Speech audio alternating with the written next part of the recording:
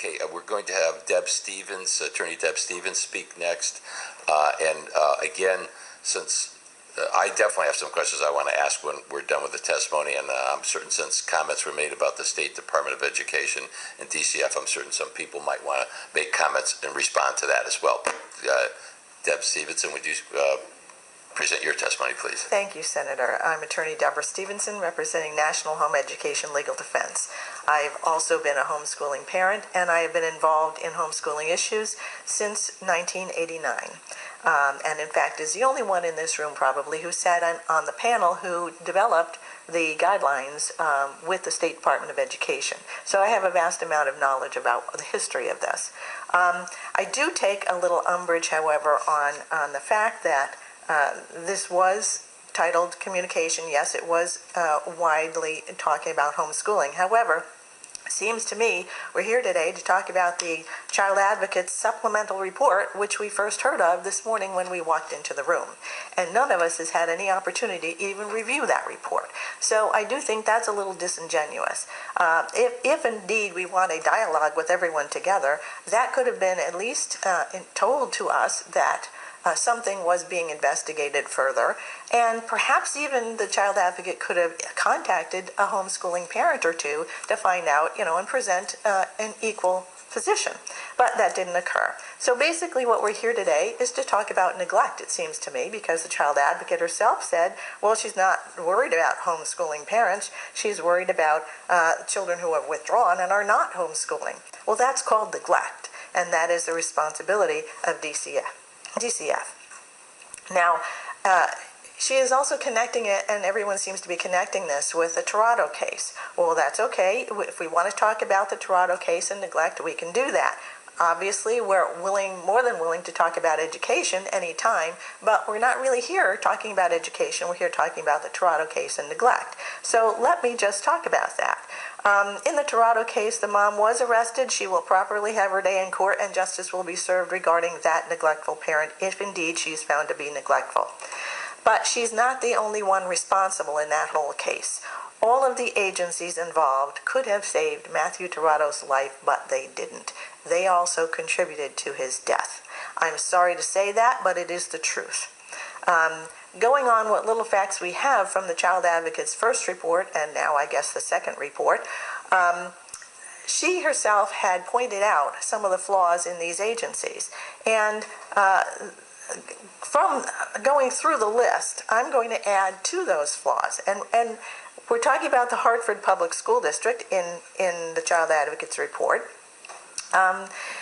In addition to the failure of the Hartford Public School System, as pointed out by the Child Advocate in that report, the Child Advocate did not address a couple of major flaws in what the public school system did in the Tirado case, or did not do. And one was, of course, obviously provide appropriate special education services for the child. I don't know, I didn't see anywhere where there was any indication where there were special services for autism or any trained person or whatever. And in fact, at one point, he was outplaced into a special school, presumably that had more training than the Hartford Public School System did. So, but the issue in the report was, well, Matthew's mother wouldn't let him go to school. We didn't see him for a year, and we had no way of seeing him and no way of knowing what was going on. Well, I beg to differ. In the IEP process, in the special education process, clearly there were IEPs written for this child. Clearly there were PPT meetings. Clearly the school system knew that the parent wasn't bringing the child to school for a year or more. At that point, the public school district could have held a due process hearing, could have applied to the State Department of Education to have a hearing officer come down, have a due process hearing to discuss the education of the child, the placement of the child, the evaluation of the child, the condition of the child, and what to do about this child when the mother wouldn't consent to anything. So at a hearing, a due process hearing, the hearing officer could have overridden the mother's refusal to place the child in the Hartford Public School, and the public school could have asked for residential placement of the child. Had the Hartford Public School System asked for residential placement of the child and had the hearing officer agreed to it, then the child would not have been in the parents' hands to begin with to be starved to death. So that is one major thing that the Hartford public school system failed to do. In addition, they could have done what's known as a welfare check at any point in the 11 years that they had this child in the public school system. A welfare check is otherwise known as an emergency exception to the warrant requirement. Anyone can call for a welfare check at any time. So acting as caretakers, you can call up the police in the community or the caretakers and say, oh, gee, I haven't heard from my elderly grandfather in a day or so. Can you go check on him? And they will go without a warrant and go check on him to see if he's okay. Well, you know what? Anyone in the Hartford public school system could have called up the police and said, gee, we haven't seen this child for a year. The mother hasn't brought him here. We don't know his condition. And would you please go and knock on the door and see if he's okay? The Hartford public school system did not do that. They did know, however, that the school psychiatrist said he was not in school for a year. They knew that the mother's phone was disconnected. They knew when his sister came to school bruised and told the public school personnel that she and her brother had been hit at home, that gee, maybe that might have been an indication they could have done a welfare check, but they didn't. Now, going on to the State Board of Education and the Department of Education's failures, well, there is a law, 10.4a, 10.4b, etc., that says that the State Board of Education is supposed to ensure that the educational interests of the state are being taken care of appropriately, are being implemented and followed appropriately. They could have ensured that the public school in Hartford did its job. They did not do that. In addition, if we're going to talk about homeschooling tangentially here, as Diane said, the State Department of Education for years has misled the public intentionally about what the law is and what a guideline is, and have conflated the two, and that has caused confusion, intentional confusion, and coercion on the part of many public school districts. And I have proof of that fact, which I can submit to the committee. In any event, the State Department of Education also, under 10.4b, has the power to investigate complaints, subpoena records, hold hearings, accept testimony, and if a local Board of Ed fails to implement the educational interest of the state, the board can require local school districts to comply with the law. And failing that, they can ask the court to compel the local school district to comply with the law. The State Department of Education did none of that in Tirado's case. Going on to DCF and its failures, again, DCF is the one who's supposed to know about these things. DCF is supposed to have the concern about these children. DCF at any point could have done a welfare check as well and called up the local police and said, would you come, we have all these facts, we haven't seen him, could you check on him? DCF did not do a welfare check. DCF also has other tools in its toolkit. DCF can go to a judge and say, well, we haven't seen him for, a year. The sister came and said she's been bruised and the mother hits both of them. Can we do a 96-hour hold to do an evaluation of the child to see if they're okay and to do all the, get them to a doctor, etc. They didn't do that. They didn't ask for a 96-hour hold from any judge. In addition, DCF could have gone and asked the court to file a neglect petition against the parent. Eventually, I'm assuming they did, and that's how they wound up in court. But what they did after that, they did not file any motions to compel the parent to come in and bring the child in, etc., and continue with the judicial process. They didn't ask the court to arrest the mom for noncompliance. DCF did not even follow its own laws and policies, and in the end, DCF came in and asked the court in a 45-second hearing to close the case, because why? Well, just mom wouldn't cooperate, so I guess we have to close the case. 45 seconds later, the judge says, okay, we'll close the case, and maybe a month later, Matthew was dead. Okay? Going on to the court and the judicial system, their failures, again, court can call up and the police and have the marshal go get the police and do a welfare check on this child. Court didn't do that. The court didn't order the counsel. They have attorneys for the child, attorneys for the parents, attorneys for everybody.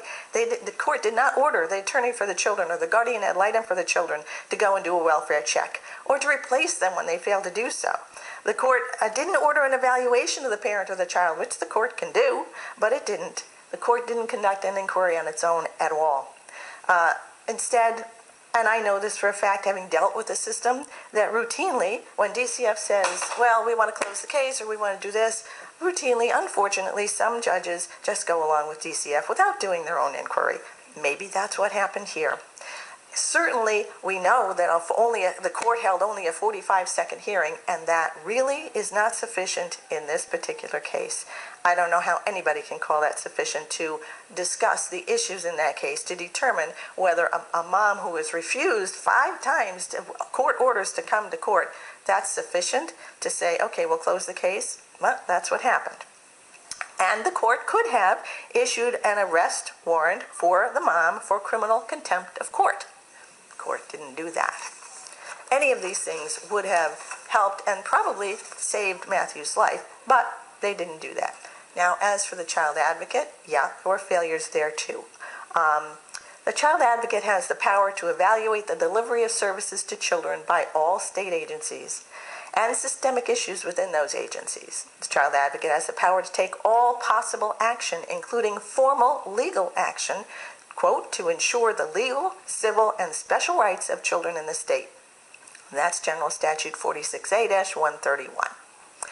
The child advocate knew of the failures and abuses going on in these agencies for years. To her credit, she did do some investigation and pointed some out. However, she did know about the abuses in the Hartford Public School District and in DCF. In fact, the child advocate had studied the Hartford Public School District's failures just the year before Matthew died in another case. And that case involved the Hartford Public Schools with a school employee named Eddie Janau. I think that's how you pronounce it. Anyway, this person was accused, was reported to DCF in 2007 for inappropriate contact with a child.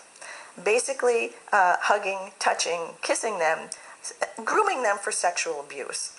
So in 2007, this comes to light and was reported to DCF. This is taken from the Child Advocate's report. And the Child Advocate found that regarding the Hartford Public School System, profound and urgent concerns regarding the school district's historical lack of compliance with state laws designed to ensure adequate protection and safety for children. Quote, Advocate found serious concerns regarding the treatment of certain students with disabilities. She found inadequate resources to safely support children with specialized needs. She found lack of documentation and reporting of maltreatment of children with disabilities and lack of accountability and monitoring of certain school employees. Regarding DCF, the Child Advocate found DCF has not complied with state laws. DCF could not produce reports of how often failures occur within school districts or how often DCF has made a referral to the state's attorney's office for failure of a school employee to report suspected abuse or neglect. The school employees who engaged in misconduct were not effectively held accountable, and overall she found a disturbing picture of historical noncompliance and haphazard attention to laws intended to protect the safety and welfare of children in the Hartford Public School System. Now, what happened to this man, Mr. Janau? Well, in 2007, the Hartford Public School System issued a written reprimand for him for poor judgment and professional behavior, and then they transferred him.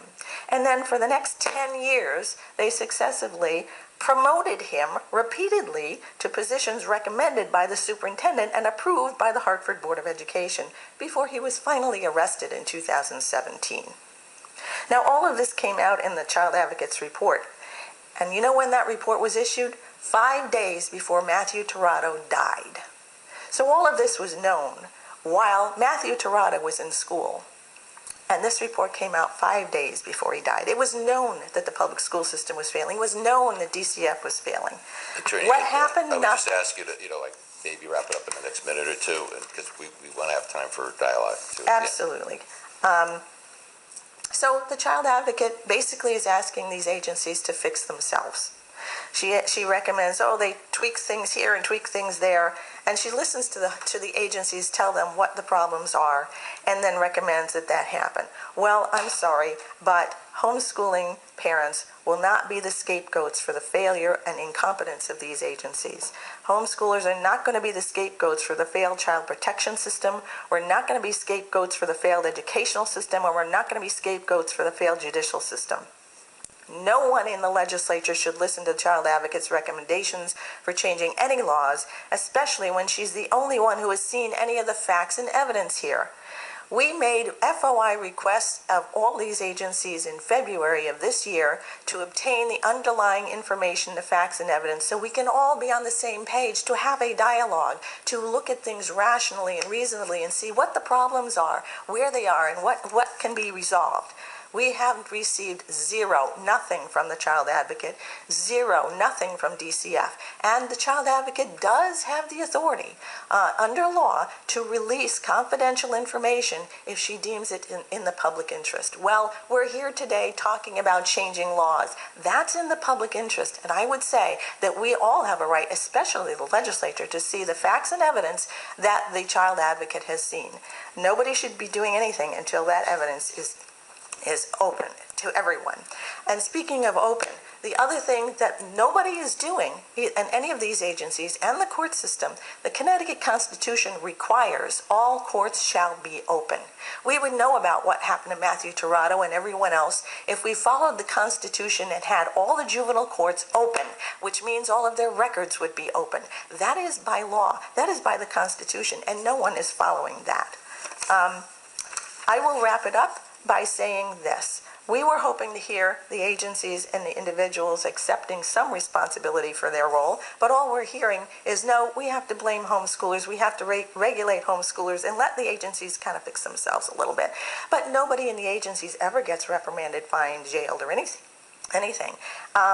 No, we have to blame homeschoolers. Well, we're not going to be silent anymore. There are plenty of people across this state who are simply fed up and who join me today for calling on an immediate investigation by the legislature's Program Review and Investigations Committee into the actions of all of these agencies and the juvenile court to determine their role, if any, in the abuse, neglect, and death of Mathew Tirado and any others.